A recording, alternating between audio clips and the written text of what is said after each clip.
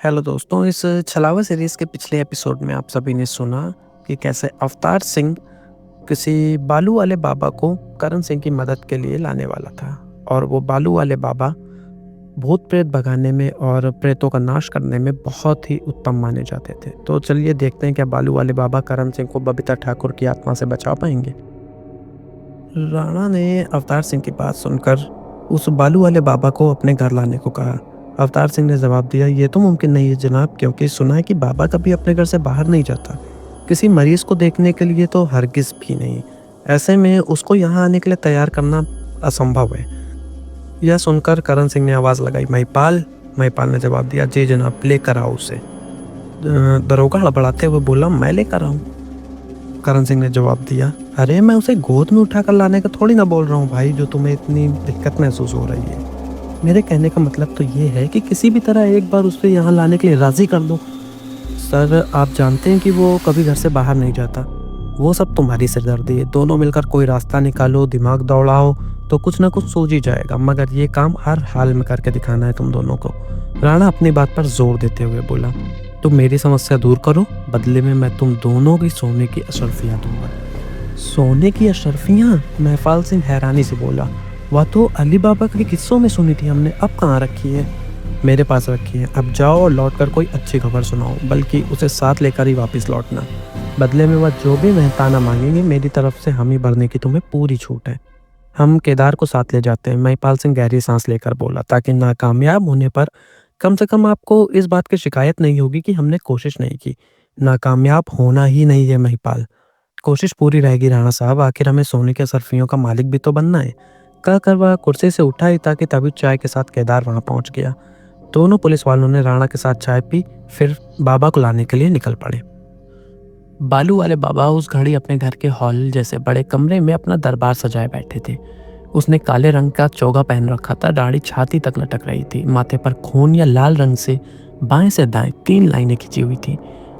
उसके सामने एक बड़ा सा कुंड बना हुआ था, जिसमें उस घड़ी कुछ लकड़ियां जल रही थी। कुंड के पास एक छोटा सा रेत का ढेर था, जिसमें बाबा टखनों तक अपने पैर धंसाए हुए था। तो यह वजह थी, महिपाल सिंह ने सोचा, बालू वाला बाबा जैसे अजीबोगरीब नाम कानड़ के पीछे। रेत के ढेर के ऊपर एक बड़े आकार की मानव खोपड़ी रखी हुई थी, जो वहां के तिलस्मी माहौल को 4 चांद लगाती प्रतीत हो रही थी। समूचा हॉल लोबान के धुएं से भरा हुआ था, जिसके बीच इधर उधर हवा में हाथ मारते हुए बाबा जाने किससे और क्या क्या बातें कर रहा था। बीच में वह हवा में हाथ फैलाकर किसी अदृश्य चीज को पकड़ता और अपने पैरों के पास रखे झूले में डाल लेता था।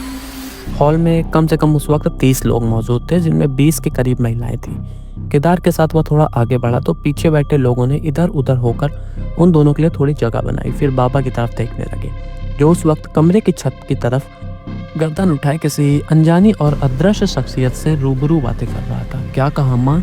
बाबा की आवाज़ उसके कानों में पड़ी। नहीं माँ, ऐसा नहीं हो सकता, आपका भक्त हूँ मैं, लोगों की बिगड़ी संवारता हूँ, बिगाड़ता नहीं हूँ। अच्छा हुआ आपने मुझे सावधान कर दिया माँ, अब वह खाली हाथ ही लौटेगा यहाँ से। महपाल सिंह हैरानी से उसको बोलता हुआ सुन रहा था। ठीक है माँ, प्रणाम माँ, कहकर उसने हवा में अपने दोनों हाथ जोड़ लिए, फिर आंखें खोलकर अपने भक्तों की तरफ देखा और बुलंद आवाज में बोला, प्रोम से बोलो, काली मैया की जय। उसी वक्त पूरा हॉल वहां मौजूद लोगों की जय ध्वनि से गूंज उठा।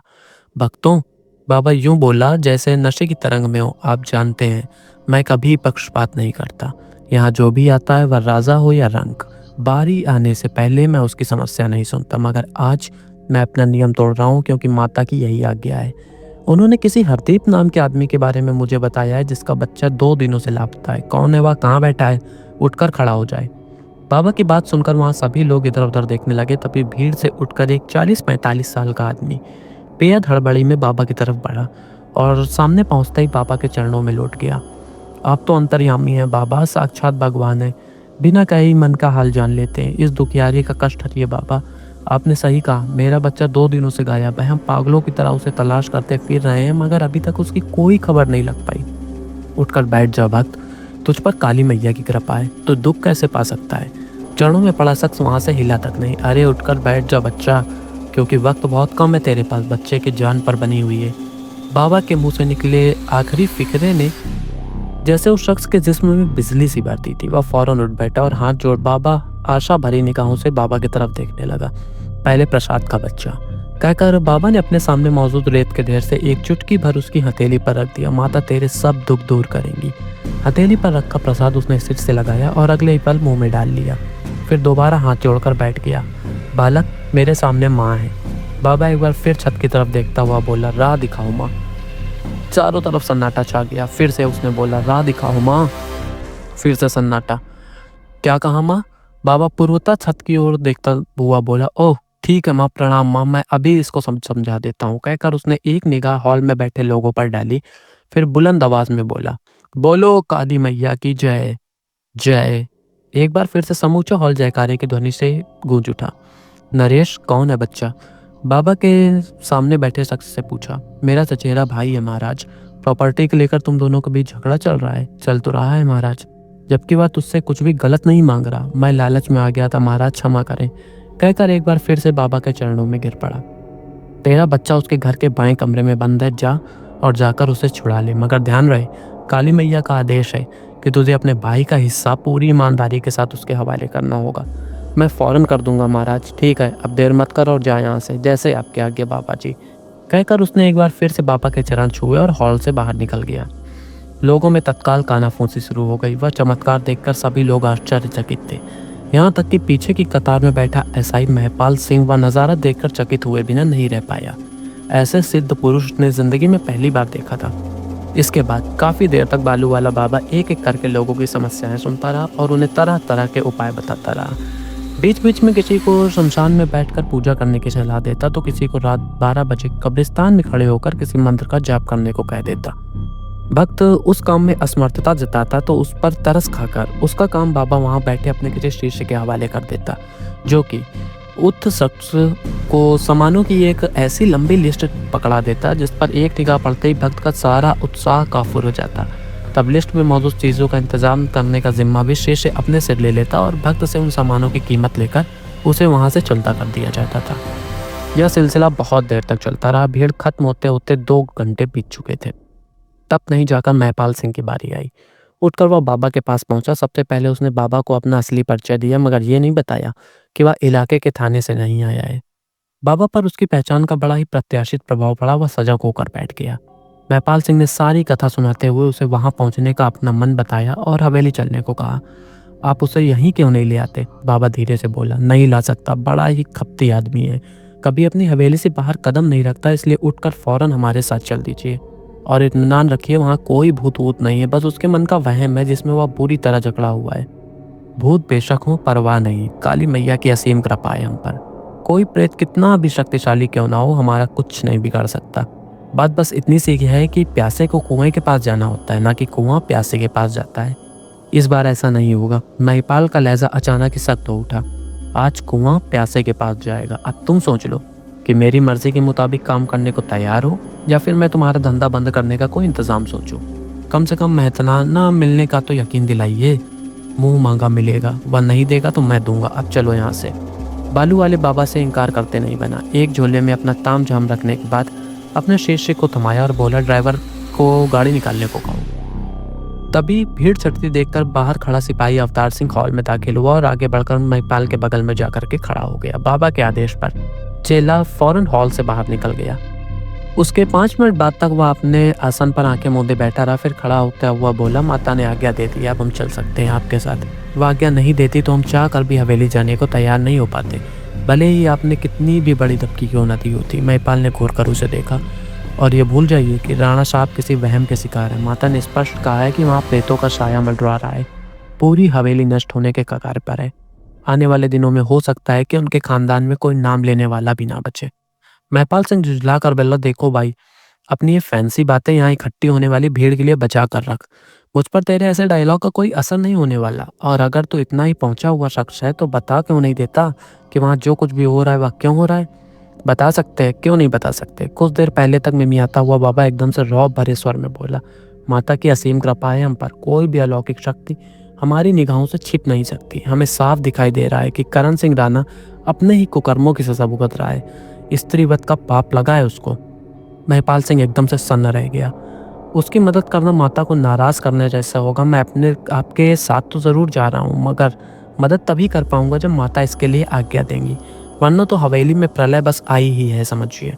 इस बार महिपाल सिंह उसे झिड़क कर चुप नहीं करा सका, जबकि बाबा की बातें सुनकर अवतार सिंह हक्का बक्का हुआ कि उस घड़ी उसका चेहरा देखने लायक था। बहुत देर हो गई ओवर एक्टिंग की, बाकी बातें हवेली में राणा साहब को सुनाने के लिए बचा कर रख, कहकर वह बाबा के साथ हॉल से बाहर निकल आया।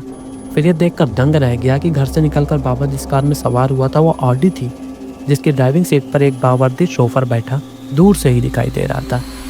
बरबस ही उसे बाबा की किस्मत से जलन होने लगी। बाबा को ऑडी की तरफ बढ़ता देख दरोगा वहां मौजूद इंडिका में सवार हो गया। क्या होगा इस देश का अवतार सिंह?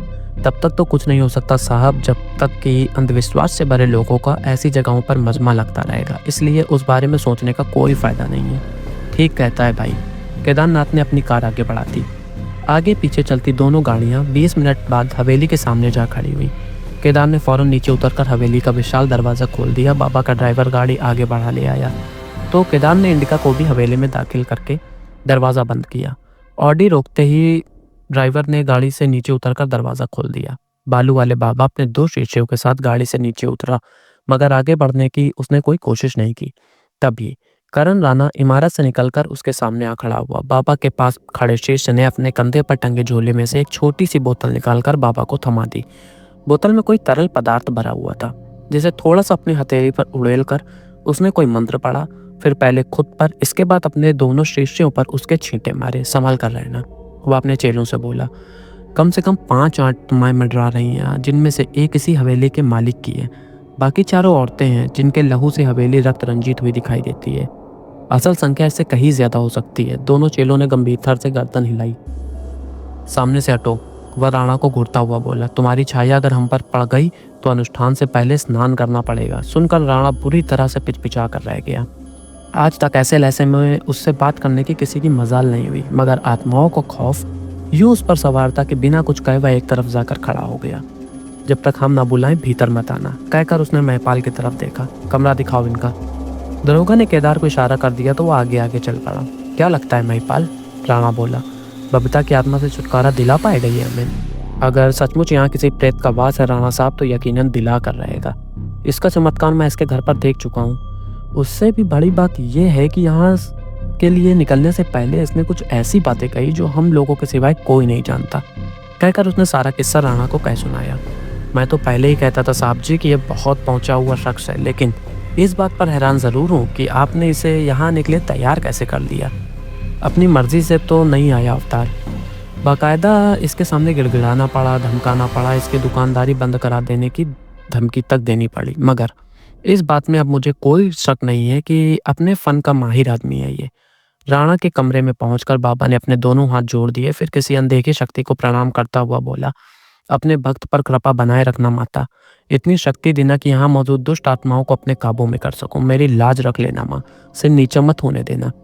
इसके बाद कमरे के उत्तर पूर्व कोने में वह अपना आसन जमा कर बैठ गया। उसके शिष्यों ने तत्काल झोले में रखा सामान वहां सजाना शुरू कर दिया।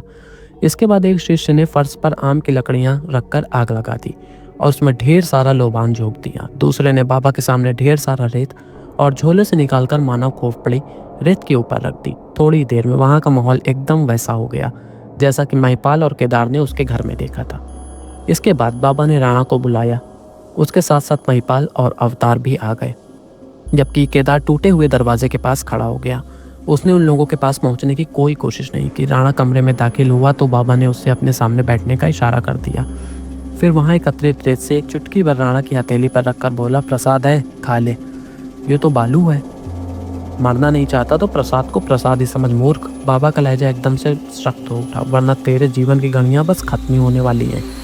बाबा के मुंह से निकले आखिरी शब्द ने उस पर जादू सा असर कर दिया। पलक झपकते ही वह हथेली पर मौजूद रेत को चूरन की तरह फाँक गया। जीता रहा माता, तुझे कुछ सालों की जिंदगी और बख्श दे, कहकर उसने एक नींबू करण सिंह राणा के हाथों में थमा दिया। फिर बोला, अपने तमाम गुनाहों को याद कर, कुछ भी छूटने नहीं चाहिए। उसके बाद यह नींबू हमें बताएगा कि तू रहम के काबिल है या नहीं, और माँ काली ये बताएंगे कि हमें तेरी जान बचाने की कोशिश करनी चाहिए, मर जाने देना चाहिए तुझे। नींबू को मुट्ठी में दबाकर राणा ने अपनी आंखें बंद कर ली और बाबा के आज्ञा अनुसार अपने हर छोटे मोटे गुनाह को मन ही मन दोहराने लगा। कुछ देर तक वह सिलसिला चला, फिर उसने आंखें खोल दी। बाबा ने नींबू उसके हाथों से वापस लिया और चाकू उठाकर उसके 2 टुकड़े करने के बाद नींबू को निचोड़ना शुरू कर दिया। जैसे ही नींबू नीचे उतारा वैसे वैसे राणा के साथ साथ वहां मौजूद बाकी लोगों की आंखें डर के मारे हैर फैलती चली गईं। नींबू का रस गाढ़े खून में बदल चुका था, जो कि वहां के फर्श का रंग लाल करता चला गया। किसको मारा है तूने? बाबा की आंखें एकदम से सुलग उठी। किसने तेरी वजह से अपनी जान गंवाई? कबूल कर कि तू हत्यारा है, कबूल कर तू इंसान नहीं जानवर है, कबूल कर कि तू रहम खाने के लायक नहीं है। क्या बक रहे हो? राणा गरज उठा। होश में तो हो तुम? होश तो टेढ़े उड़े हुए हैं बच्चे, कहकर उसने अपनी आंखें बंद कर ली और यूं बोलना शुरू कर दिया जैसे कोई स्लोगन पढ़ रहा हो। तू पापी है, अधर्मी है, नीच हत्यारा है। तेरी वासनाओं के भंवर में तड़प रही महिलाओं की आत्मा है। फंसा है तू अब बड़े जंजाल में, हवेली में विचरती आत्माओं के माया जाल में। किसकी आत्मा? राणा हड़बड़ा कर बोला। कौन मौत का साया बनकर यहाँ मंडरा रहा है? तेरे महल की दासी थी वह, बाबा बुलंद आवाज में बोला। लाल साड़ी, चटक लाल लिपस्टिक, विधवा औरत, गले में फंदा, पंखे से लटकी हुई, जुबान बाहर, आंखें पथराई हुई। और कुछ पूछना चाहता है अधर्मी? राणा को काटो तो खून नहीं। वह हक्का बक्का बाबा की शक्ल देखता रह गया। जीवन में पहली बार उसका किसी तांत्रिक से पाला पड़ा था, और तांत्रिक भी कैसा मन का हाल जान लेने वाला। उसके अलावा कोई और भी है बाबा? बहुत हैं, पीड़ित हैं, कुछ तेरे कुकर्मों का नतीजा है, कुछ दूर भटकती रूहें हैं, सब मिलकर करेंगे वार तुझ पर। तरस खाने को कोई नहीं तैयार तुम पर। बचने का कोई उपाय तो होगा ना बाबा? वह सिर झुका हिचकिचाता सा धीरे से बोला। इसका फैसला मेरी माता करेंगी, मैं तो बस बीच की कड़ी हूँ। माता की आज्ञा होगी तो तुझे बचा लूंगा, वरना तेरी मौत निश्चित है। कहकर उसने एक छोटे से पैकेट से निकालकर चुटकी भर हल्दी उसके दाएं हाथ की हथेली पर रख दी। फिर कुछ बूंद पानी टपकाता हुआ बोला, अब अपने दोनों हाथों को आपस में रगड़, जब तक मैं ना कहूँ रुकना नहीं। बुरी तरह घबराया हुआ राणा जल्दी जल्दी अपने दोनों हाथों को मसलने लगा। उस दौरान बाबा चिर परिचित अंदाज में कमरे की छत की तरफ देखता हुआ माँ काली से बातें करने लग गया। हाथों का रगड़ने का सिलसिला उसने पूरे 5 मिनटों तक चलने दिया। फिर राणा की तरफ देखता हुआ बोला, ठहर जा, अपने दोनों हाथों को अग्निकुंड की तरफ फैला दे। राणा ने फौरन अपने दोनों हाथों को वहां सुलग रही लकड़ियों की तरफ कर दिया। हल्दी रगड़ने से जिन हथेलियों को पीला हो जाना चाहिए था, वह बुरी तरह से लाल दिखाई दे रही थी। यूं लग रहा था जैसे उन पर कुछ बूंद खून लपेट दिया गया हो। बाबा कुछ क्षण तक उसकी फैली हथेलियों को घूरता रहा, फिर उसने एक निराशा भरी गहरी सांस ली। उतने से ही राणा को अपना कलेजा मुंह तक आता महसूस हुआ। बाबा ने एक बार फिर से अपनी आंखें बंद कर ली। राणा उसके चेहरे पर टकटकी लगाए उसे बोलने का इंतजार करता रहा। नींबू से निकलता खून और हल्दी का बदल चुका रंग उसे दहशत में डाल चुका था। उसकी धड़कनें बढ़ सी गई थी और चेहरा राख की तरह सफ़ेद हो गया। तेरी मृत्यु निकट है, बाबा अपनी आंखें खोलता हुआ बोला। राणा को काटो तो खून नहीं। तेरे पीछे भटकती आत्माओं की फौज लगी हुई है, जिसमें सबसे खतरनाक तेरी कनीज की आत्मा है। अकेले वह तेरा कुछ नहीं बिगाड़ सकती थी, इसलिए उसने कुछ दूसरी आत्माओं को अपने साथ मिलाकर अपनी ताकत बढ़ा ली। मैं व्यक्ति तौर पर अपने काबू में कर सकता हूँ, मगर इससे तुझे कोई लाभ नहीं होगा। उल्टा नुकसान ये होगा कि उसके हवेली से बाहर जाते ही बाकी की आत्माएं क्रोधित हो उठेंगी। नतीजा ये होगा कि तेरी मौत जो कुछ दिनों बाद होने वाली है वह फौरन, बल्कि आज रात ही हो जाएगी। तेरी जिंदगी के बस 3 दिन बचे हुए हैं। जो चांद छोटा होता जा रहा है, तेरी मृत्यु निकट आती जा रही है, और आखिरकार अमावस्या की रात को यहाँ भटकती तमाम रूहें सर्वशक्तिमान होकर तुझ पर धावा बोल देंगी। अगले ही क्षण तो खुद भी उनकी बिरादरी में शामिल हो जाएगा। ऐसा मत कहिए महाराज, राणा हाथ जोड़कर थर थर कांपता हुआ बोला। कोई उपाय हो महाराज, भले ऐसा कोई उपाय कितना भी कठिन क्यों ना हो, आप आज्ञा करके देखें। मैं इस प्रेत बाधा से मुक्ति पाने के लिए कुछ भी करने को तैयार हूँ। ऐसा कोई उपाय नहीं है, इसलिए अमावस्या की रात तेरी जिंदगी की आखिरी रात होगी। तब तक तू जो चाहे करने का आज़ाद है, क्योंकि उससे पहले साक्षात यमराज भी तेरा कुछ नहीं बिगाड़ सकते। अमावस तो 2-3 दिन बाद ही है महाराज। बिल्कुल है, तभी तो कह रहा हूँ तेरे पास वक्त बिल्कुल नहीं है। मैं वह हकलाता हुआ बोला, मैं अगर हवेली छोड़कर कहीं और चला जाऊं तो? कोई फायदा नहीं होगा। नियति अटल है मूर्ख, उसे बदला नहीं जा सकता। ऐसा मत कहिए महाराज, कोई तो रास्ता सुनाइए, मार्गदर्शन कीजिए। मैं यूं किसी आत्मा के हाथों जान नहीं गंवाना चाहता। सुना है कि इस तरह से मरने के बाद इंसान सालों तक प्रेत योनि में भटकता रहता है। मैं अपना परलोक नहीं बिगाड़ना चाहता, किसी भी तरह मुझे बचा लीजिए। मैं कसम खाता हूँ कि आगे किसी भी इंसान को कोई तकलीफ नहीं पहुँचाऊंगा, खुद पर अंकुश रखूंगा और मर्यादित जीवन यापन करूंगा। राणा गिड़गिड़ाता हुआ बोला। मौत का खौफ उसके चेहरे पर साफ दिखाई देने लगा था। कोई ना कोई रास्ता तो हमेशा होता है बच्चा। जैसे जंग जीतने के लिए दुश्मन से ज़्यादा ताकतवर होना ज़रूरी है, वैसे ही भयानक चीज़ों से निपटने के लिए उपाय भी बहुत भयानक होते हैं। मसलन कोई दूर खड़ा तुझ पर गोली चलाने को आमदा है तो उस पर लाठी के जरिए काबू नहीं पाया जा सकता। यही बातें आत्माओं पर भी लागू होती हैं। तेरे तमाम पापों का जो उपाय इस वक्त मुझे दिखाई दे रहा है, उसे अमल में लाना तेरे वश का काम नहीं है। आप हुक्म तो कीजिए महाराज, मैं कुछ भी करने को तैयार हूँ। नहीं कर पाएगा, बल्कि कोई नहीं कर सकता। तभी मैंने कहा कि तेरी मौत निश्चित है, उसे रोका नहीं जा सकता। हो सकता है कि आपका अंदाज दुरुस्त हो महाराज, मगर एक बार बताइए तो सही, क्या पता मैं कुछ कर गुजरूं। ठीक है, नहीं मानता तो सुन ले, कहकर बाबा ने वहां खड़े बाकी लोगों की तरफ देखा, फिर बोला, सब लोग कमरे से बाहर निकल जाओ। जवाब में दोनों पुलिस वालों के साथ साथ केदार भी कमरे से बाहर चला गया। अब कहिए महाराज, क्या उपाय है? अपने किसी खास को सताना होगा, बाबा बेहद राजदराना अंदाज में बोला। ठीक वैसे ही जैसे तूने दूसरी स्त्रियों को कष्ट दिया है, अमुक स्त्री के जिस्म का भोग लगाने के बाद उसकी बलि देनी होगी, एकदम उसी तरह से जैसे तेरे कनीज की बलि चढ़ाई गई थी। बोल, कर सकेगा तू? इतनी हिम्मत है तेरे भीतर कि तू किसी ऐसी स्त्री को अपने हवस का शिकार बना सके जिसके साथ तेरा गहरा नाता हो और उसकी जान लेते वक्त तेरे हाथ भी ना कांपे? राणा सन्न रह गया। कुछ क्षण तक उसके मुंह से कोई शब्द नहीं निकला। आखिरकार खुद पर काबू पाता हुआ धीरे से बोला, इसके अलावा कोई उपाय नहीं है? नहीं है, क्योंकि जब तक तू खुद उस पीड़ा को नहीं भोगता जो तेरी हवस का शिकार बनी स्त्रियों के परिजनों ने भोगा, तब तक तू यहाँ भटकती रूहों के चंगुल से आज़ाद नहीं हो सकता। एक बार अगर तूने उस कष्ट को आत्मसात कर लिया तो तुझे तमाम बाधाओं से मुक्ति मिल जाएगी, क्योंकि कोई भी रूह कितनी भी कुपित क्यों ना हो, कभी किसी टूटे हुए, दुखी और लाचार शख्स का शिकार नहीं करती। इसलिए उनके चंगुल से निकलने के लिए तुझे जीते जी नरक का नज़ारा करना होगा। तेरी आत्मा चित्कार कर उठे ऐसा कष्ट भोगना होगा। ऐसा कर चुकने के बाद तू खुद से नफरत करने लगेगा, अपने आप को धिक्कारने लगेगा। तेरे मन में एक ख्याल भी आ सकता है कि वैसा कोई कदम उठाने से पहले तूने खुद अपनी जान क्यों नहीं देती। तेरी वह तड़प, तेरी वह आत्मग्लानि ही तुझे इस कुचक्र से बचाएगी और तुझे निश्चित मौत के कगार से वापस खींच लाएगी। धारा प्रवाह बोलता बाबा क्षण भर के सांस लेने के लिए रुका, फिर आगे बोला, फिर तू ये क्यों भूल जाता है कि तेरे गुनाहों में साझीदार रहे तेरे 4 नौकर पहले यहाँ भटकती रूहों का आहार बन चुके हैं।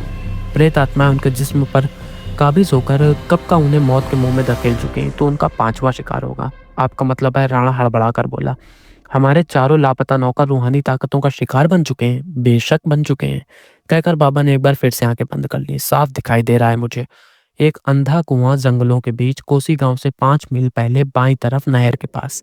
4 के कंकाल अभी भी वहीं दफन है, चाहे तो जाकर अपनी तसल्ली कर ले। उनकी सूरत तो तू नहीं देख पाएगा, मगर उनके कपड़े अभी भी कुएं की तलहटी में पड़े दिखाई दे रहे हैं, जिनके जरिए उनकी शख्सियत बखूबी की जा सकती है। आप कहते हैं तो ऐसा ही होगा महाराज। अब इतना और बता दीजिए कि बलि के लिए किसी खास स्त्री का होना क्या बहुत ज़रूरी है?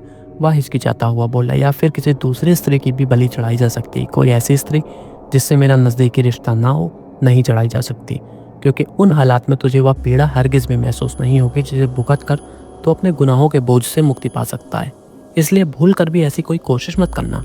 बाबा अपनी आंखें खोलते हुए बोला, अब क्या फैसला है तेरा? अगर तू बलि के लिए हामी भरता है तो मुझे यहाँ कुछ तांत्रिक क्रियाएं करनी होंगी, जिससे बलि देते समय कोई रूह तेरे आसपास ना फटक पाए, वरना तेरा सारा काम निष्फल हो जाएगा। मैं तुझे आगाह करता हूँ कि एक बार बलि के लिए हामी भरकर तो उससे निजात नहीं पा सकता। बाद में अपनी बात से फिरेगा तो तेरे सिर के टुकड़े टुकड़े हो जाएंगे, तेरे खानदान का कोई नाम लेवा नहीं बचेगा। इसलिए जो भी जवाब देना है अच्छी तरह से सोच समझ कर देना। मौत का खौफ किस कदर राणा के दिमाग पर कब्जा जमा चुका था, इसका पता उसके जवाब से बखूबी चल रहा था। मैं तैयार हूँ महाराज, प्रण करता हूँ कि अपने किसी खास का शिकार करके उसकी बलि चढ़ाऊंगा। उसे उसी तरह पंखे से लटका दूंगा जिस तरह बबीता की लाश को लटकाया गया था। एक बार फिर सोच लिया महाराज, आप अपना काम पूरा कीजिए, जैसा तेरी मर्जी, कहकर बाबा ने एकदम से चौंक कर छत की तरफ देखा। क्या कहा माँ? अच्छा ठीक है माँ, ऐसा ही होगा माँ, प्रणाम। राणा को अपनी सांसें गले में अटकती हुई लगी। जाने अब कौन सी बुरी खबर सुनाने वाला था वह बाबा। होनी प्रबल है बच्चा, देख ले। अभी हमें तेरे किसी खास की बलि चढ़ाने की बात ही कह रहे थे कि विधाता ने अपनी लीला रच भी डाली। मैं समझा नहीं महाराज। तेरे खास लोग हवेली के लिए प्रस्थान कर चुके हैं। नेते ने उन्हें जबरन यहाँ आने को मजबूर कर दिया। यह विधाता की अबूझ लीला नहीं तो और क्या है? कौन आ रहा है? राणा हैरानी भरे लहजे में पूछा। पता नहीं, बाबा बोले। माता ने हमें उसका नाम नहीं बताया, मगर उन लोगों में स्त्रियां भी शामिल हैं। उनमें से जो भी तेरी सबसे खास हो और उसको अपने काम के लिए चुन लेना। और ध्यान रहे कि तुझे ये काम अमावस्या की रात से पहले पूरा करना है, भूलना नहीं। नहीं भूलूंगा महाराज। ठीक है, अब तो बाहर जाकर बैठ ताकि हम अपना काम पूरा कर सके। राणा उठ खड़ा हुआ, फिर कुछ याद आते ही उसने झुककर बाबा के चरण छुए और कमरे से बाहर निकल गया। इसके बाद बालू वाला बाबा तरह तरह की तांत्रिक क्रियाकलापों से संलग्न हो गया। वह सिलसिला 1.5 घंटे तक चला, फिर बाबा ने अपना आसन छोड़ दिया। बाहर पहुंचकर उसने राणा के गले में एक ताबीज डाल दिया। इसे गले से मत उतारना, यह ताबीज तुझे न सिर्फ शक्ति प्रदान करेगा बल्कि इसकी वजह से अमावस्या से पहले कोई प्रेतात्मा तुझ पर चाह कर भी कब्जा करने में कामयाब नहीं हो पाएगी। अपने वचन पर कामयाब रहेगा तो आगे भी सुरक्षित रहेगा। माँ काली तेरा भला करे। राणा ने मजबूती से सिर हिलाकर हामी भरते, फिर दक्षिणा स्वरूप बालू वाले बाबा को 10,000 रुपए थमाकर श्रद्धापूर्वक उनके चरणों को छू लिया। माता तेरी रक्षा करे कहकर बाबा अपनी ऑडी की तरफ बढ़ गया। उसके जाते ही महिपाल सिंह, सिपाही अवतार और नौकर केदारनाथ राणा को घेर कर खड़े हो गए। कुछ बात बनी राणा साहब? दरोगा ने पूछा। कुछ उपाय तो बताए हैं बाबा ने, जिन्हें अमल में लाकर मैं अपने पापों का निवारण कर सकता हूँ, राणा बोला। मगर उसने स्पष्ट चेतावनी दी है कि मैं उन बातों का जिक्र किसी से भी ना करूं। तभी तो तुम लोगों को कमरे से बाहर भेज दिया था। बेशक मत बताइए, दरोगा बोला। आपकी समस्या सॉल्व हो जाए यही हमारे लिए बहुत बड़ी बात है। अब हम दोनों चलते हैं ज़ेना, बहुत देर हो गई चौकी से निकले हुए। अरे अपना इनाम तो लेते जाओ, कहकर वह अपने कमरे में गया और अलमारी से सोने की 4 अशर्फियाँ निकाल कर लाया, जिनमें से 2 महिपाल सिंह को थमाने के बाद बाकी की 2 उसने अवतार सिंह की हथेली पर रख दी। पलक झपकते ही दोनों पुलिस वालों के चेहरे पर 1000 वॉट के बल्ब की तरह एक हंसी दिखाई देने लगी। शाम के करीब 4 बजने को थे। करण राणा हवेली के इकलौते नौकर केदारनाथ को बाबा के बताए अंधे कुएं की तलाशी लेने के लिए भेज चुका था। उसके पीछे हवेली में वह अकेला था, अपने कमरे में बैठा हुआ तरह तरह के विचारों में उलझा हुआ था। कभी बबीता की भटकती रूह के बारे में सोचने लगता तो कभी बाबा की भविष्यवाणी और उसके बताए गए उपाय के बारे में सोचना शुरू कर देता।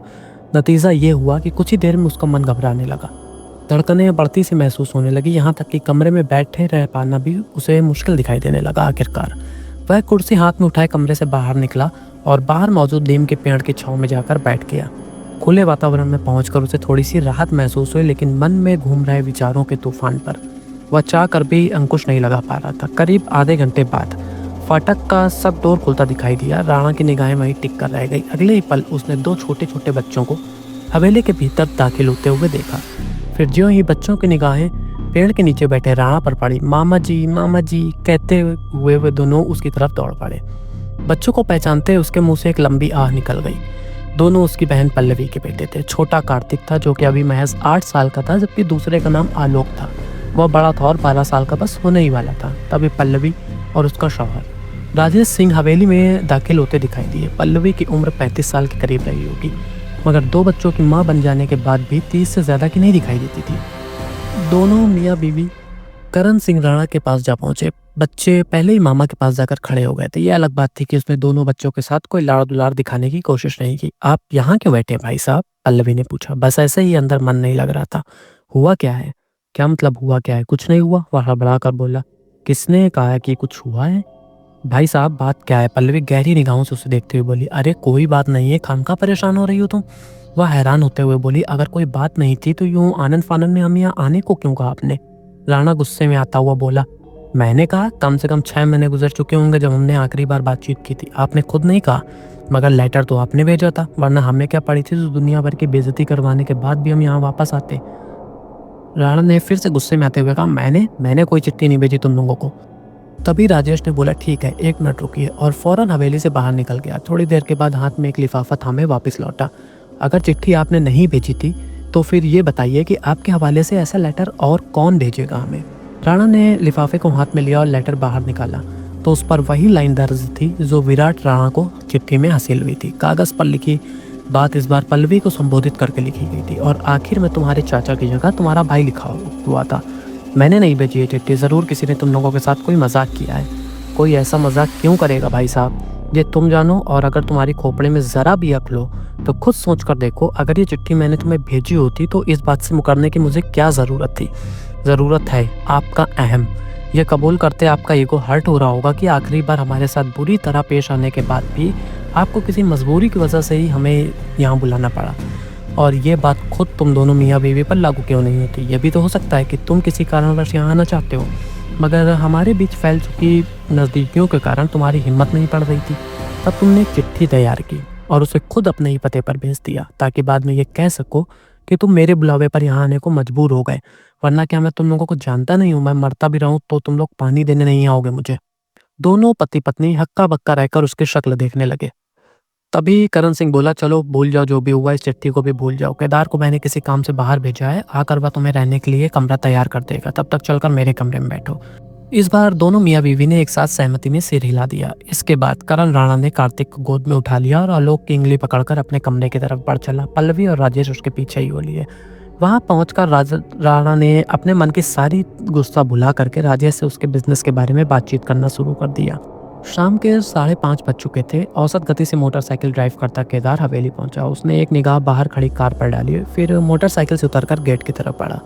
तभी पीछे से किसी ने जोर से हॉर्न बजाया। केदार ने मुड़कर देखा तो करण सिंह के छोटे भाई अनंत सिंह की कार को फौरन पहचान गया। कार उसके करीब आकर रुकी तो केदार ने अपना हाथ माथे तक ले जाकर अनंत सिंह का अभिवादन किया। फिर सब डोर से भीतर दाखिल होकर फाटक के दोनों पल्लों को पूरा का पूरा खोल दिया। राणा के कमरे में पहुंचकर सबके बीच अभिवादन का आदान प्रदान हुआ। फिर करण सिंह हंसता हुआ बोला, कहीं तुम्हें भी तो मेरी भेजी कोई चिट्ठी नहीं मिल गई जो यूं बिना खबर किए यहाँ पहुंचे? बिल्कुल मिली थी भाई साहब, कोरियर से भेजा था ना आपने, तो ना मिलने का तो कोई सवाल ही नहीं उठता। मगर बात क्या है, कौन सी मुसीबत टूट पड़ी आप पर? राणा के लिए यह जवाब एकदम हैरान कर देने वाला था। सुनकर वह हक्का बक्का सा रह गया। अब तो आपको हमारी बात पर यकीन करना ही पड़ेगा भाई साहब, पल्लवी बोली, क्योंकि ये संभव नहीं कि छोटे भाई साहब और हमने एक साथ मिलकर कोई ऐसी खुराफात रची हो। अनंत सिंह हैरान होता हुआ बोला, क्या बात है, कैसी खुराफात? राजेश ने जवाब दिया, ये कहते हैं इन्होंने ऐसी कोई चिट्ठी नहीं भेजी थी। अब जबकि आपको भी चिट्ठी मिल चुकी है तो जाहिर है किसी ने तो इस काम को अंजाम दिया ही है, भले ही भाई साहब ने ना दिया हो। कमाल है, अगर आपने नहीं भेजी तो किसने भेजी? किसी ने भी भेजी हो। इस बार राणा बेहद गंभीर लहजे में बोला, मगर मुझे इस बात की खुशी हो रही है कि मेरे किसी अनिष्ट की आशंका से त्रस्त होकर तुम लोग फौरन यहाँ पहुंच गए, जबकि मैं सोचता था कि मेरे मरने जीने की किसी को कोई परवाह नहीं। कैसी बात करते हैं भाई साहब, खून का रिश्ता है हमारा, ऐसे कैसे परवाह नहीं होगी? वो तो आप ही हैं यहाँ से बाहर नहीं निकलना चाहते, वरना मैं तो कितनी बार आपको चलकर हमारे साथ रहने को बोल चुका हूँ। तब जीवन में पहली बार राणा के चेहरे पर भावनाओं का आवेग छलकता दिखाई दिया। उसने आगे बढ़कर छोटे भाई को गले से लगा लिया और अचानक से उसकी आंखें भर आईं। दूसरी तरफ विराट सिंह राणा अपनी फॉर्च्यूनर कार खुद ड्राइव करता हुआ दिल्ली मथुरा हाईवे पर कोसी कलां की तरफ बढ़ रहा था। 7 बजे तक वह पल्लव के पार निकल चुका था, इसलिए उसे पूरी उम्मीद थी कि 8:30 तक हर हाल में हवेली पहुंच जाएगा। मगर उसके सोचे जैसा नहीं हुआ। अभी वह पलवल से कुछ किलोमीटर ही आगे गया था कि हाईवे पर खड़ी एक बेहद खूबसूरत युवती उसे जोर जोर से हाथ हिलाते हुए आते जाते वाहन चालकों से लिफ्ट मांगी दिखाई दी, लेकिन उसकी मदद को कोई तैयार नहीं हो रहा था। विराट ने वह नज़ारा देखा तो अपनी कार को सड़क के बाईं तरफ ले जाकर स्पीड धीरे कर दी और कार की पार्किंग लाइट जला दी। आखिरकार युवती के करीब पहुंचकर उसने कार रोकी और पैसेंजर साइड का शीशा नीचे खिसकाते हुए बोला, कहाँ जाना है? होटल। युवती बोली, ठीक है बैठ जाओ, कहकर उसने डोर लॉक हटा दिया। युवती दरवाज़ा खुलकर उसके बगल के सीट पर सवार हो गई। सफ़र थोड़ा सा लंबा था, इसलिए दोनों में जान पहचान हो गई। उस लड़की ने अपना नाम मुस्कान बताया और वह बताया कि यहीं पास के ही होटल के एक स्कूल में वह एक टीचर है। थोड़ी ही देर में विराट अच्छी तरह से समझ चुका था कि लड़की बेहद बातूनी थी। तभी विराट ने उस लड़की से पूछा, और क्या क्या शौक हैं आपके? उस लड़की ने जवाब दिया, बहुत है, जिनमें से एक है बातें करना, बहुत बोलती हूँ मैं, साथ ही साथ मुंहफट भी हूँ। जो बात दिल में होती है उसे जुबान पर लाने से ज़रा भी नहीं हिचकिचाती। नतीजा ये होता है कि लोग बुरा मान जाते हैं, मुँह फुला लेते हैं। तभी विराट ने जवाब दिया, मैं नहीं फुलाऊंगा, तुम बता सकती हो। उसने बोला, अगर मैंने एक बार बताना शुरू किया ना तो मेरे सारे ऐब भी बाहर निकल के आ जाएंगे। अच्छा, ऐसे कौन से ऐब है तुम्हारे? उस लड़की ने जवाब दिया, मैं नहीं बताऊंगी, और बताऊंगी तो आप हैरान उठोगे। मेरे बारे में कोई ऐसी वैसी राय भी बना बैठे तो कोई बड़ी बात नहीं होगी, ऐसा कुछ नहीं होगा, चलो बताओ। उस लड़की ने जवाब दिया, आप सचमुच जानना चाहते हैं? विराट बोला, हाँ बिल्कुल। उस लड़की ने जवाब दिया, ठीक है सुनिए, सबसे बड़ा ऐप तो मेरे भीतर यही है कि जब भी आप जैसा कोई हैंडसम लड़का देखती हूँ मेरे भीतर बड़े ही अनर्गल ख्याल आने लगते हैं। विराट ने हैरानी से उसकी तरफ देखा। ऐसे चौंक कर मत देखिए, अनर्गल ख्याल आना और बात होती है, उनको अमल में लाना दूसरी बात होती है। मैं तुम्हारी बात पर नहीं चौंक रहा, हैरान तो मैं इस बात पर हो रहा हूँ कि तुमने कितनी आसानी से ये बात कह दी। तुम क्या दुनिया की पहली लड़की होगी जिसके मन में ऐसे ख्याल आते होंगे? हर दूसरे तीसरे मर्द औरत के मन में इस तरह के ख्याल आते हैं, बस उन्हें प्रकट करने की हिम्मत शायद ही कोई कर पाता हूँ। मैं कर रही हूँ ना। और भी बहुत सारे ऐसे लोग होंगे, मर्द तो ढेरों मिल जाएंगे, बस लड़की ऐसी कोई बात कह दे तो लगता है जैसे कोई अनहोनी हो गई। बहरहाल आपका साथ अच्छा रहा, गाड़ी की स्पीड कम कर लीजिए, मेरी मंजिल बस आने वाली है। विराट ने धीरे धीरे गाड़ी की स्पीड कम करी और गाड़ी को एक साइड में लगाया। एक पेड़ के नीचे पहुंचकर उसने कार रोकी तो अचानक उसकी निगाह सामने खड़े 4 लड़कों पर ठहर गई। उसके पुलिसिया दिमाग में कुछ खटक सा गया। चारों में से एक भी उसे अच्छा नहीं आदमी नहीं लग रहा था। सड़क किनारे दूर दूर तक गहरा अंधेरा फैला हुआ था। ऐसे में अकेली लड़की को वहां उतारना उसे ठीक तो नहीं लग रहा था, मगर उसकी मजबूरी ये थी कि वह उस मामले में और कुछ नहीं कर सकता था। आखिरकार मन ही मन उसने कुछ देर वहां ठहरने का फैसला किया और डोर अनलॉक कर दिया। थैंक यू, अपनी तरफ दरवाज़ा खोलते हुए मुस्कान बोली। उम्मीद है यह मुलाकात आपको हमेशा याद रहेगी। बेशक रहेगी, मगर यहाँ से कहाँ जाओगे? आसपास तो कोई आबादी नहीं दिखाई दे रही है। आबादी बस यहाँ से आधा किलोमीटर दूर है। वहीं अपने स्कूल के पास मैंने कमरा किराए पर ले रखा है। 5 मिनट का भी रास्ता नहीं है, आराम से चली जाऊंगी। तभी टहलते हुए चारों लड़के कार की तरफ बढ़े। विराट की निगाहें उन पर टिक सी गईं। जाने से पहले मुस्कान उनकी तरफ पलट कर बोली, आपसे एक और बात कहना चाहती हूँ। विराट ने जवाब दिया, क्या? मुस्कान ने बोला, मेरा एक चेहरा और भी है जो अब आपको दिखाई देने वाला है। तभी ये चारों लड़के कार के एकदम करीब पहुंच गए और जबरदस्ती कार के अंदर घुस गए। विराट को समझते देर नहीं लगी कि वो चारों लड़के उसे लूटने की फिराक में हैं। तभी उन चारों लड़कों में से उनके लीडर ने कहा, चल कार अब आगे बढ़ा। विराट ने ज़्यादा बहस करने की कोशिश नहीं करी और गाड़ी आगे बढ़ा दी। उनके लीडर के पास एक गन थी जो कि विराट के गले पर लगी हुई थी। तभी विराट ने गाड़ी चलाते हुए बोला, देखो अगर तुम लोग मुझे लूटना चाहते हो तो काम का की कसरत कर रहे हो। मेरी जेब में इस वक्त 10,000 रुपए हैं, चाहो तो यहीं लेकर उतर जाओ।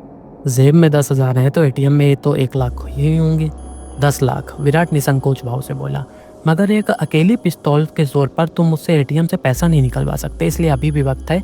बटुए में जो भी मौजूद पैसा है वो लो और चलते फिरते बनो। जवाब में चारों ने एक साथ ठहाका लगाया। फिर लीडर बोला, तेरी जान के लिए एक ही गोली काफ़ी है, फिर क्या फ़र्क पड़ता है? हमारे पास पिस्तौलें कितनी हैं, अब अपनी रफ्तार घटा। विराट ने रफ्तार घटाने की बजाय और तेज़ करी। 60 से 70, 70 से 80 और धीरे धीरे रफ्तार बढ़ते हुए 130 तक पहुंच गई। और विराट ने उन चारों को जवाब दिया, यहाँ से आगे ये पुलिया पड़ती है जहाँ से नीचे एक नदी बहती है। मैं बिना ब्रेक लगाए उस नदी में कार कुदा दूंगा। मैं तो घर से निकला ही ये सोच कर था कि आज मुझे आत्महत्या करनी है, लेकिन अब मैं तुम चारों को लेकर साथ में ही आत्महत्या करूंगा। वही चारों ये सुनकर थोड़ा डर से गए। तभी एक ने गुस्से से बोला, तू कार नीचे करता या गोली चलाऊं? तो विराट ने जवाब दिया, हाँ तुम लोग गोली चला सकते हो तो यहीं एक्सीडेंट हो जाएगा और हम 5 की जान यहीं चली जाएगी। ये देखते हुए वह ये चारों चोट बिल्कुल पूरी तरह से डर चुके थे। उनमें से एक ने बोला, साहब हमसे गलती हो गई, प्लीज़ कार की स्पीड धीमी करो और मुझे हम लोगों को नीचे उतार दो। विराट ने जवाब दिया, नहीं अब तो हम सब मरने वाले हैं। उनमें से एक ने बोला, सर आप क्या करें, नौकरी मिलती नहीं और हमारे घर में बड़ा परिवार है, कम से कम हमारे माँ बाप का ही लिहाज करो। हम मर गए तो वे लोग भूखे मर जाएंगे। आप तो बड़े आदमी हो, अपना बड़प्पन दिखाओ ना साहब, हाथ जोड़ते हैं आपके आगे। गलती हो गई साहब कहकर उसने लीडर को कोहनी मारी तो उसका मन समझकर वह भी जल्दी से बोल पड़ा, हाँ साहब गलती हो गई, जाने दो हमें। ठीक है, पुलिया से कार को नीचे कुदाने के पहले मैं तुम चारों को बाहर उतार दूंगा। अब अपनी रिवॉल्वर खिड़की से बाहर उछालकर फेंको। लीडर हिचकिचाया, जल्दी करो इससे पहले कि मेरा इरादा बदल जाए। जवाब में बाकी तीनों ने मिलकर रिवॉल्वर जबरन अपने लीडर के हाथों से छीन ली और छीनकर खिड़की से बाहर फेंक दी। बाकी लोग भी अपने हथियार फेंको, जल्दी करो। हमारे पास कोई हथियार नहीं है साहब, लगता है तुम लोग ऐसे नहीं मानोगे, कहकर विराट ने कार की घटती स्पीड को फिर से बढ़ाया। वो रही पुलिया, मरो अब। माँ कसम साहब हमारे पास कोई हथियार नहीं है, तो भी मरो। सच में साहब अब कुछ नहीं है हमारे पास, चारों बौखला कर बोले। विराट ने फौरन गाड़ी की स्पीड कम करनी शुरू की और 1 किलोमीटर आगे जाने के बाद कार रोककर उन्हें नीचे उतार दिया। एक बात सुनकर जाओ मेरी। चारों जहाँ के तहाँ ठिठक गए। जिंदगी बार बार मौके नहीं दिया करती। मुझे कहीं पहुँचने की जल्दी ना होती तो तुम लोगों को जेल की हवा खिलाए बिना नहीं छोड़ता। बात को यूँ समझ लो कि ये पहला और आखिरी मौका था तुम्हारा, इसलिए कोई ढंग का काम धंधा तलाश कर लो, वरना किसी दिन लंबे न पोगे। चारों ने जल्दी जल्दी हाँ में सिर हिलाया। उस फूलन देवी को भी समझा देना, वो पैसा किस काम का जो जवानी को जेल की 4 दीवारी में खत्म कर दे। समझ जाओगे तो अच्छी बात है, नहीं समझोगे तो कल को मुझ जैसा कोई और मिल जाएगा जो डरना नहीं जानता होगा, बाकी तुम्हारी मर्जी, कहकर उसने गाड़ी आगे बढ़ा दी। यह संभव था। तेज रफ्तार कार चलाता हुआ 9:15 बजे हवेली पहुंच चुका था। हवेली का फाटक उसे जैसा कि अपेक्षित था बंद मिला, साथ ही सब डोर को भी भीतर से बंद किया जा चुका था। विराट ने जोर जोर से हॉर्न बजाना स्टार्ट कर दिया। रात के सन्नाटे में वह आवाज़ दूर तक सुनाई दी। हवेली के भीतर सभी लोग उस वक्त डाइनिंग हॉल में थे और तभी डिनर करके हटे हुए थे। जाकर देख कौन आया है, राणा ने जूठे बर्तन उठाते गिटार से कहा। बर्तन वहीं टेबल पर छोड़कर उसने हॉल में रखी बड़ी सी लाठी उठाई और तेज कदमों से चलता हुआ दरवाजे तक पहुंचा। सब दौर खोलकर उसने बाहर झांका तो विराट की कार पर निगाह पड़ते ही हैरान उठा। ये तो कमाल ही हो गया, पूरा राणा खानदान आज उस हवेली में मौजूद था। उसे याद तक नहीं था कि आज से पहले ऐसा कब हुआ था। विराट का स्वागत करने के बाद उसने विशाल फाटक के दोनों पल्लों को पूरा का पूरा खोल दिया। विराट गाड़ी भीतर ले गया और वहीं खड़ी बाकी दोनों गाड़ियों के पीछे पार्क करके नीचे उतर गया। तभी नीम के पेड़ पर बैठा उल्लू एकदम से पंख फड़फड़ाता हुआ जोर जोर से चिल्लाने लगा। वह आवाज़ सुनकर विराट पर भले ही कोई फर्क ना पड़ा हो, मगर केदारनाथ के बदन में एकदम से झुरझुरी सी दौड़ गई। उसने जल्दी से फाटक बंद किया और तेज कदमों से वापस लौट पड़ा। विराट के पास पहुंचकर उसकी जान में जान आई, मगर उसके चेहरे पर फैल चुकी घबराहट विराट की तेज निगाहों से छिप नहीं सकी। क्या हुआ तुम्हें? वह केदार को घूरता हुआ बोला। इतने घबराए हुए क्यों हो तुम? कुछ नहीं छोटे मालिक, आप भीतर चलिए, बस जरा तबीयत खराब लग रही है। अंकल आए हैं क्या? अनंत सिंह की गाड़ी पर निगाह डालते हुए विराट ने पूछा। जी हाँ, पल्लवी बिटिया भी आई है। सब लोग साथ में आए थे? इमारत के भीतर दाखिल होते हुए विराट ने पूछा। साथ तो नहीं आए थे, मगर पहुंचे आगे पीछे ही थे। सब ठीक तो है केदार? जी छोटे मालिक, वह थोड़ा हिचकिचाता हुआ बोला। आप डाइनिंग टेबल में चलिए, सब लोग वहीं पर हैं, मैं आपके लिए भी खाना लगा देता हूँ। खाने की इच्छा नहीं है केदार, बेवजह परेशान होने की ज़रूरत नहीं है। परेशानी कैसी छोटे मालिक, सब कुछ तो एकदम तैयार रखा है, बस परोसना भर बाकी है, बाकी लोग तो खा भी चुके हैं। चलो तुम नहीं मान रहे हो तो लगा दो, मगर एक से ज़्यादा रोटी मत रखना मेरी थाली में। नहीं रखूँगा, आप चलिए, मैं अभी हाजिर होता हूँ, कहकर वह रसोई घर की तरफ बढ़ गया। अचानक विराट को वहाँ देखकर सभी चौंक गए और राणा ने हंसते हुए बोला, आखिरकार तुम्हें भी कोई बेवकूफ़ बनाने में कामयाब हो ही गया। यह सुनकर विराट बुरी तरह से चौंक गया, पर अपने मन को काबू करके बड़े ही शांत स्वर में उसने करण राणा से पूछा, मैं कुछ समझा नहीं अंकल। तब करण ने उसे पूरी की पूरी बात बताई और यह सुनकर विराट थोड़ा सा आश्चर्यचकित रह गया कि आखिर ऐसा कौन कर सकता है और क्यों कर रहा है। फिलहाल यह बात उसने जाने दी। सभी ने रात का खाना खाया और केदारनाथ ने उन सभी को अपने अपने कमरे दिखा दिए। सभी अपने अपने कमरे में सोने के लिए जा चुके थे। मौका पाते ही करण सिंह ने केदार सिंह के दरवाजे पर दस्तक दी और उससे पूछा कि उसे कुएं के पास क्या मिला। तो जवाब हैरान कर देने वाला था। उसने कहा, हाँ साहब, वहाँ पर अपने चारों आदमियों की लाशें पड़ी हुई थी। यह सुनकर करण सिंह हैरान रह गया और उसे पापा पर पूरी तरह से यकीन हो चुका था। करण ने केदार का जवाब सुनने के बाद उसे सोने को कहा और वह अपने कमरे में चला गया। अपने कमरे में जाकर वह सोचने लगा कि आखिर वह किसी अपने की कैसे बलि दे। उसने सोचा कि बात खाली पल्लवी को जान से मारने की होती तो एक पल को शायद वह खुद को तैयार भी कर लेता, मगर बलि से पहले बाबा ने उसे कहा था कि उसे उस औरत के साथ संभोग भी करना पड़ेगा। वैसा अनाचार भला वह पल्लवी के साथ कैसे कर सकता था। फिर उसने अपने छोटे भाई की बीवी प्रभावती के बारे में सोचा। अगर उसने दोनों में से किसी एक का चुनाव करना था तो प्रभावती को शिकार बनाना ज़्यादा आसान साबित होता उसके लिए, मगर दुराचार, वह भी अपने छोटे भाई की बीवी के साथ। उसका मन उसे धिक्कारने लगा। पूरी रात इसी कश्मकश में कटने लगी। पल्लवी या प्रभावती, उसके दिमाग में घूमता रहा, प्रभावती या पल्लवी, और यही सोचते सोचते उसे कब नींद आ गई उसे खुद पता नहीं चला। सुबह के 7 बज चुके थे। हवेली में मौजूद सभी लोग गहरी नींद में सो रहे थे, यहाँ तक कि सुबह तड़के बिस्तर छोड़ देने वाला राणा भी अभी तक सोकर नहीं उठा था। कमरे में दरवाज़ा न होने और हॉल का दरवाज़ा खुला होने के कारण बाहर की ठंडी ठंडी मन को सुकून पहुंचाने वाली हवा के झोंके सीधा उसके कमरे में पहुंच रहे थे, जो कि उसकी गहरी नींद का कारण बन चुके थे।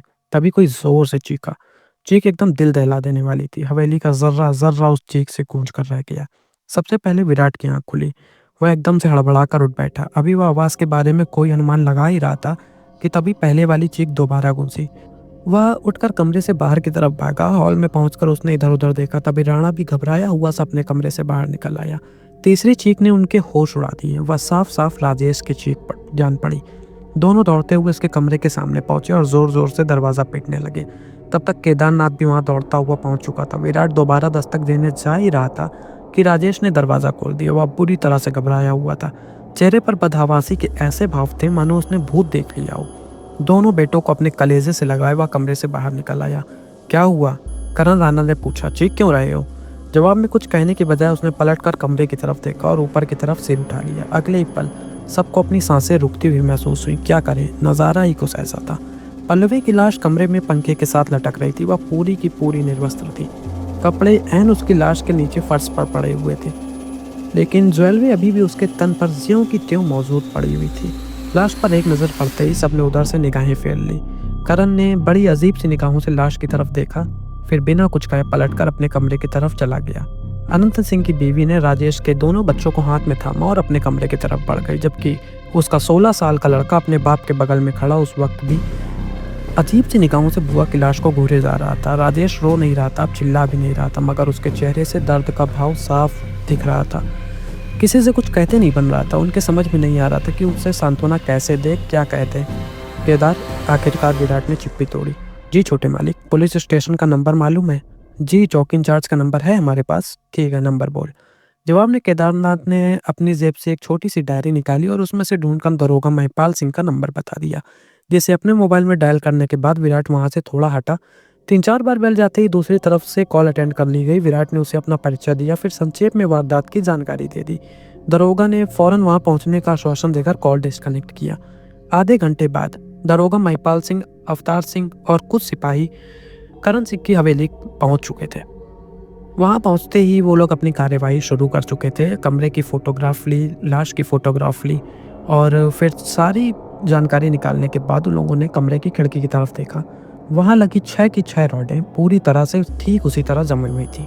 उसने मन में सोचा, अगर इनमें से कोई भी रॉड निकली होती तो उसे दोबारा लगाया तो जा सकता था, मगर इस तरह से नहीं जैसे वो लगी हुई थी। इसका मतलब वो रॉड तोड़ी ही नहीं गई। और विराट ने उन्हें बताया था कि कमरा अंदर से बंद था, तो आखिर ये कत्ल हुआ कैसे, उसके समझ में नहीं आ रहा था। वह बाहर आया। बाहर आते ही विराट ने उससे सवाल किया, क्या पता चला आपको? तभी महिपाल सिंह ने जवाब दिया, बताता हूँ, लेकिन उससे पहले आप ज़रा अपने बारे में बताइए। नाम आप फ़ोन पर बता चुके हैं, उसके अलावा कुछ बताइए जिससे ये पता लग सके कि आप इस वक्त यहाँ किस हैसियत से मौजूद हैं। साथ ही इस वक्त हवेली में जितने भी लोग मौजूद हैं सबके बारे में बताइए। विराट ने बताया। फिर सबसे आखिरी में अपना परिचय देते हुए बोला, मेरा नाम तो तुम जान ही चुके हो। मरने वाली मेरी सगी बुआ थी और इस हवेली के मालिक राणा साहब मेरे सगे चाचा हैं। करते क्या हैं आप? दिल्ली पुलिस की एक स्पेशल सेल में सीनियर इंस्पेक्टर हूँ। ओह, फिर तो मेरे कुछ कहने की ज़रूरत नहीं रह जाती जनाब। आप मुझसे बेहतर समझते हैं कि इस वक्त मेरे दिमाग में क्या चल रहा है। अंदाज़ा लगा सकता हूँ मैं, मगर केस के इंचार्ज तुम हो, इसलिए पहले अपनी कहो, क्या कहना चाहते हो? आप खुद मुझे बताकर हटे हैं कि रात को कमरे का दरवाज़ा भीतर से बंद था, जिसे सुबह आप लोगों के दस्तक देने पर आपके फूफा जी ने खोला। मैं ठीक कह रहा हूँ ना सर? हाँ, आगे बताओ। बाकी देख ही रहे हैं कि कमरे से बाहर निकलने का कोई और रास्ता नहीं है। अब आप इसे आत्महत्या की वारदात ही कहना शुरू कर दें तो बात कुछ और है, वरना कातिल तो आपके सामने खड़ा है। साफ साफ ओपन एंड शट केस जान पड़ता है, और वो कातिल कोई और नहीं बल्कि आपके फूफा जी हैं। सुनकर वहां खड़ा राजेश एकदम से उस पर झपट पड़ा। कमीने! वह महिपाल सिंह का कॉलर पकड़कर गुर्राता हुआ बोला, मुझे पल्लवी का कातिल बताता है? जान ले लूंगा मैं तेरी। कोशिश तो आप कर ही रहे हैं जनाब, महिपाल सिंह एकदम शांत लहजे में बोला। एक कत्ल कर चुकने के बाद आदमी में हिम्मत भी बढ़ जाती है, मगर कामयाब नहीं हो सकते। शुक्र मनाइए कि आप राणा साहब के बहनोई हैं, जिनसे मेरे बहुत अच्छे ताल्लुकात हैं, वरना इस हिमाकत की ऐसी सज़ा मिलती है आपको कि आपके फरिश्ते भी पनाह मांग जाते। तभी विराट और आनंद सिंह ने मिलकर राजेश को जबरन उससे अलग किया। इसकी तरफ से मैं तुमसे माफ़ी मांगता हूँ, इसके होश ठिकाने नहीं, वरना ऐसी हरकत कभी नहीं करता। आनंद सिंह जल्दी से बोला, मगर इस बात पर मैं 7 जन्मों में भी यकीन नहीं कर सकता कि इसने पल्लवी का कत्ल किया है। मुझसे क्या कहते हैं जनाब? अपने भतीजे से पूछ कर देखिए, जिनको ऐसी बातों का मुझसे ज़्यादा तजुर्बा है। ये भी वही कहेंगे जो कि मैं कह रहा हूँ। अनंत सिंह ने हक बकाकर विराट की तरफ देखा तो उसने हौले से गर्दन हिलाकर हामी भर दी। तुम भी इसकी बातों में आ गए? राजेश कलपता हुआ बोला। तुम्हें भी मैं कातिल दिखता हूँ, वो अभी पल्लवी का, जिससे शादी के दौरान 13 सालों में मेरी कभी तकरार तक नहीं हुई। मैं आपको कातिल नहीं बता रहा हूँ फूफा जी, मैं सिर्फ इतना कहना चाहता हूँ कि यहाँ का मुआयना करने के बाद इन्होंने जो नतीजा निकाला है वह एकदम दुरुस्त है। इनकी जगह कोई और पुलिस वाला होता या फिर मैं खुद क्यों नहीं होता, नतीजा यही होता। फ़र्क क्या है दोनों बातों में? राजेश ने पूछा। बहुत बड़ा फ़र्क है। ये कहते हैं कि बुआ जी ने आत्महत्या नहीं की, मुझे कबूल है। ये कहते हैं उनका कत्ल हुआ, ये बात भी मुझे कबूल है। लेकिन ये हरगिज़ कबूल नहीं है कि कातिल आप हैं। मगर जो विश्वास मुझे आप पर है वह इनके मन में भला कैसे जाग सकता है? कहकर उसने महिपाल सिंह की तरफ देखा। आप यहाँ का अपना खत्म कर लीजिए, फिर बात करते हैं। बेहतर जनाब, कहकर वह एक बार फिर से कमरे में जा घुसा और अपने पेट पीछे दरवाज़ा बंद कर लिया। कुछ देर बाद महिपाल सिंह करण राणा के सामने बैठा हुआ था और महिपाल सिंह ने उसे बताया कि कत्ल का जिम्मेदार कोई और नहीं बल्कि राजेश ही है। करण सिंह ने उसकी बात को खारिज करते हुए जवाब दिया, नहीं, ये कत्ल बबीता ने किया है और इस कत्ल के पीछे कोई जिम्मेदार नहीं है। इसलिए राजेश को तुम गिरफ्तार नहीं करोगे और इस केस को यहीं के यहीं दबा दो, और बदले में मैं तुम्हें एक भारी रकम दूंगा। यह सुनकर महिपाल सिंह थोड़ा सा चौकन्ना हो गया, लेकिन कुछ सोचने के बाद बोला, ठीक है, लेकिन मुझे 3 तरह की स्टेटमेंट चाहिए होंगी। अगर आगे कभी मेरे ऊपर जांच बैठी तो मैं अपना बचाव कर सकूँ, इसलिए। यह सुनकर करण सिंह राणा ने हाँ में सिर हिला दिया। पहली स्टेटमेंट ये कहती थी कि सुबह पल्लवी की लाश पर निगाह पड़ने के बाद जब वह दरवाजे तक पहुंचा तो उसे बंद पाया। साथ ही इस बात का भी स्पष्ट उल्लेख था कि पल्लवी की लाश बिना कपड़ों के पंखे से लटक रही थी। दूसरी स्टेटमेंट में उसने ये लिखवाया कि रात को मियाँ बीवी के बीच झगड़ा हुआ, जिसके बाद वह पलंग से उतरकर कमरे के दूसरे कोने में फर्श पर जाकर सो गया। रात में कब उसकी बीवी ने आत्महत्या कर ली इसकी खबर उसे नहीं लगी। सुबह नींद खुली तो उसने पल्लवी को पंखे से लटका पाया। तीसरी स्टेटमेंट उसने करण सिंह राणा से लिखवाई, जिसके अनुसार पल्लवी जब हवेली पहुंची थी तो बहुत ही डिप्रेस्ड लग रही थी। दोनों मियाँ बीवी के बीच कोई अनबन मालूम पड़ती थी क्योंकि दोनों एक दूसरे से बातचीत नहीं कर रहे थे। उस स्टेटमेंट पर उसने पूरे परिवार के साइन करवाए सिवाय विराट राणा के, जिसको उसने जानबूझकर उन बातों से काफ़ी दूर रखा हुआ था। लगभग 2 घंटे के बाद पल्लवी का अंतिम संस्कार किया गया। उसके बाद करण, राजेश, अनंत और विराट चारों एक ही कमरे में बैठे हुए थे। राजेश को अंदर ही अंदर डर लग रहा था कि कहीं उसके बच्चे और राजेश की जान को खतरा ना हो जाए, इसलिए उसे घर जाना था। उसने अपनी चिंता जाहिर करते हुए करण से घर जाने के लिए पूछा तो करण ने भी बिना किसी सवाल जवाब के हाँ में सिर हिला दिया। लेकिन तभी वहाँ केदार आ गया और उसके हाथ में एक प्लेट थी जिसमें 4 ग्लास थे। ग्लास में काढ़ा रखा हुआ था। उसने सभी को काढ़ा पीने के लिए कहा तो राजेश ने भी मना नहीं किया। राजेश ने भी एक गिलास अपने हाथ में लिया और चारों बैठकर काढ़ा पीने लगे। तभी विराट ने करण सिंह से पूछा, अंकल ये बताइए क्या कोई ऐसा शख्स है आपकी निगाहों में जो हमारे परिवार से रंजिश रखता हो, कोई पुरानी दुश्मनी या कभी किसी ने कोई धमकी वगैरह दी हो? नहीं, ऐसा कोई नहीं है। फिर किसकी मजाल है जो हमारे परिवार की तरफ आंख उठाकर भी देखने की हिम्मत कर सके? तुम्हारे दादा परदादा के ज़माने में तो ऐसी बातों की कल्पना भी नहीं की जा सकती थी, और उनके बाद भी अभी किसी की इतनी हिम्मत नहीं है कि हमारे सामने खड़े होकर हमारे खिलाफ 2 शब्द ही बोल जाए। दुश्मनी तो दूर की बावजूद है, इसके बावजूद कोई पल्लवी बुआ का कत्ल कर गया। पल्लवी की मौत का किसी दुश्मनी से कोई लेना देना नहीं है विराट। राणा गहरी सांस लेकर बोला, उसकी मौत के साथ किसी को भी जोड़ना बेकार होगा, मगर दुश्मनी वाली बात तुम्हारे जहन में क्यों आई? इसलिए आई क्योंकि मुझे लगता है कि कोई हमारे पूरे परिवार को खत्म कर देना चाहता है। यही वजह थी कि उसने आपके हवाले से चिट्ठी लिखकर हम सबको यहाँ पर आने के लिए मजबूर कर दिया। यह सुनकर करण राणा बोला, मैं तुम लोगों को बताना तो नहीं चाहता था, मगर हालात ऐसे बन गए कि सच्चाई छिपाकर भी नहीं रखी जा सकती। इसलिए अब मेरी बात ध्यान से सुनो और अपना शहरी ज्ञान बघाड़ना बंद करो। कहकर करण राणा पिछले दिनों घटी तमाम घटनाएं दोहराता चला गया। बस एक बात जो उसने नहीं बताई वह ये थी कि बालू वाले बाबा ने उसे किसी अपने को तकलीफ देकर उसकी बलि चढ़ाने को कहा था। सब सांस रोके उसकी बातें सुनते रहे, किसी ने हस्तक्षेप करने की कोशिश नहीं करी। सारी कथा सुनने के बाद विराट हैरान होता हुआ बोला, आप समझते हैं कि बुआ जी का कत्ल किसी प्रेत आत्मा का काम है? किसी प्रेत आत्मा का नहीं, बल्कि बबीता की आत्मा कर रही है सब। हमने गलती की जो ढंग से उसका क्रियाक्रम नहीं किया, वरना आज ये दिन ना देखना पड़ता। वह बदला ले रही है। पहले उसने मेरे 4 नौकरों पर काबिज होकर उनकी जान ले ली, फिर वह मेरी जान के पीछे पड़ गई, और इससे पहले कि मुझ पर कोई फार कर पाती तुम लोग यहाँ पहुँच गए। नतीजा ये हुआ कि पल्लवी के रूप में उसे एक आसान शिकार मिल गया, जिसने उसे हमेशा के लिए मौत की नींद सुला दिया। ये सब सुनकर विराट ने जवाब दिया कि मैं अभी भी अपनी पहली वाली बात पर कायम हूँ। हमारे खिलाफ कोई साजिश रची गई है, लिहाजा हम में से एक भी सेफ नहीं है, आप भी नहीं, क्योंकि मैं भूत प्रेतों पर भरोसा नहीं करता। यह सुनकर करण सिंह बोला, तो फिर मेरी बात मानो, अभी और इसी वक्त अपने घर लौट जाओ। आपको छोड़कर कोई कैसे जा सकता है? मुझे कुछ नहीं होने वाला। वैसे भी बालू वाले बाबा ने कहा था मेरे साथ जो कुछ भी होगा वह अमावस्या की रात को होगा, तब तक मैं कोई ना कोई हल जरूर निकाल लूँगा। अभी अमावस्या की रात का क्या किस्सा है? वह हमारी मौत का दिन होगा। बाबा ने हमें बताया था कि अमावस्या वाली रात बहुत सारी आत्माएं मिलकर मुझ पर हमला करेंगी और मुझे मौत की नींद सुला देंगी, क्योंकि उस रात उनकी शक्ति कई गुना बढ़ चुकी होगी। कमाल है, इतना ज्ञानी बाबा आपको कहाँ से मिल गया? कहीं से भी मिला हो, मगर उसकी बात को नकारा नहीं जा सकता। उसने हमें बहुत सी ऐसी बातें बताई जिनके बारे में हमें कुछ भी नहीं पता था। उसने तो ये तक कह दिया था कि नियत के हवाले होकर तुम लोग हवेली के लिए रवाना हो चुके हो, और देख लो कुछ घंटों के अंतराल में तुम सब यहाँ आ पहुँचे।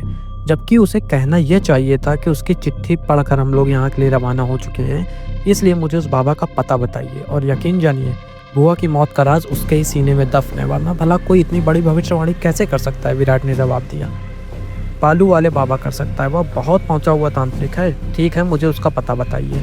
इसलिए ताकि तुम जाकर उसे अपनी पुलिस या धौंस पट्टी दिखाना शुरू कर दो। नहीं, मैं उसके बारे में तुम्हें कुछ नहीं बताने वाला। अंकल आप समझते क्यों नहीं? अगर उस शख्स ने आपसे ये कहा था कि हम लोग यहाँ के लिए रवाना हो चुके हैं, तो यकीनन चिट्ठी उसी ने भेजी थी, और नहीं भेजी थी तो भेजने वाले के बारे में वह जरूर जानता होगा। ऐसे में चिट्ठी का राज जानने के लिए मेरा उससे मिलना बहुत ज़रूरी है। बिल्कुल भी ज़रूरी नहीं है, राणा गुस्से में बोला। तुम सब लोग अब यहाँ से जा सकते हो। इसके अलावा मैं इस बारे में कोई और बात नहीं करना चाहता।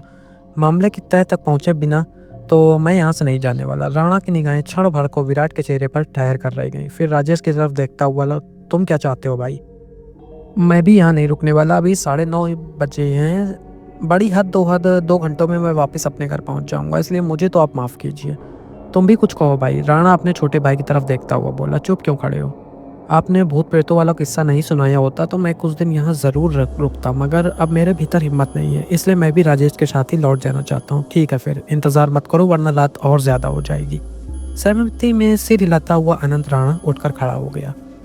राणा को भले ही अपने भाई और राजेश के पलायन पर गुस्सा आ रहा था, मगर विराट बहुत खुश था। वह खुद नहीं चाहता था कि हवेली में उसके अलावा कोई और रुके। वहाँ की अपेक्षा अपने घरों में लोग ज़्यादा महफूज थे। उसका वश चलता तो करण राणा को भी वह उनके साथ शहर भेज देता, मगर जानता था कि वह किसी भी हाल में तैयार नहीं होने वाला था।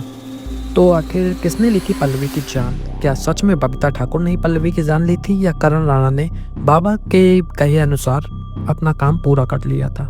यह जानने के लिए आपको सुनना होगा इस कहानी का अगला एपिसोड, जो कि कल रात में आने वाला है। इसलिए हमारे चैनल को सब्सक्राइब करना बिल्कुल ना भूलें और हाँ, बेल आइकन को ज़रूर दबा लें, जिससे आने वाले एपिसोड्स की खबर आप तक तुरंत पहुंच जाए।